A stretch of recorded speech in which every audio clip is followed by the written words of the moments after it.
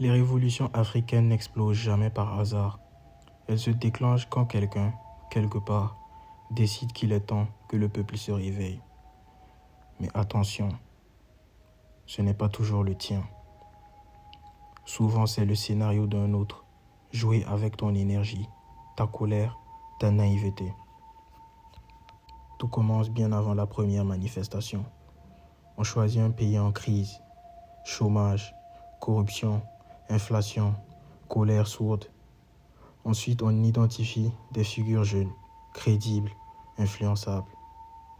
Des formations sont organisées discrètement, souvent à l'étranger, sous couvert d'ateliers pour la démocratie ou leadership civique. Les slogans, les couleurs, les hashtags, tout est prêt. Et quand le moment arrive, les images de la foule en colère sont déjà prêtes à tourner sur les chaînes internationales. En 2014, le Burkina Faso devient un laboratoire, une insurrection spontanée, dit-on. Mais des mois avant, des ONG, des plateformes de jeunes, des médias partenaires avaient déjà préparé le terrain. Création de pages de mobilisation, infiltration des radios locales, financement d'activistes via des bourses.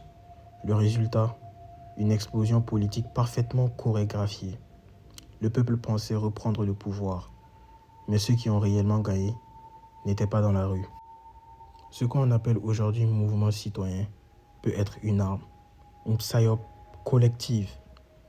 Le chaos contrôlé permet de réinitialiser un pays, de détruire les anciens réseaux et d'imposer un nouveau narratif, celui du changement démocratique. Mais derrière ces mots se cachent souvent de nouveaux partenaires, de nouveaux contrats, de nouvelles dépendances. Et toi, peuple, tu applaudis ta propre manipulation. La vraie révolution ne se fait pas dans la rue, elle se fait dans la tête. Tant que tu réagis, tu es l'arme. Le jour où tu comprends, tu deviens le stratège.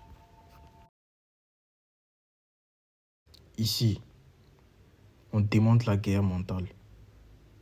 Bienvenue dans Psyop Africa.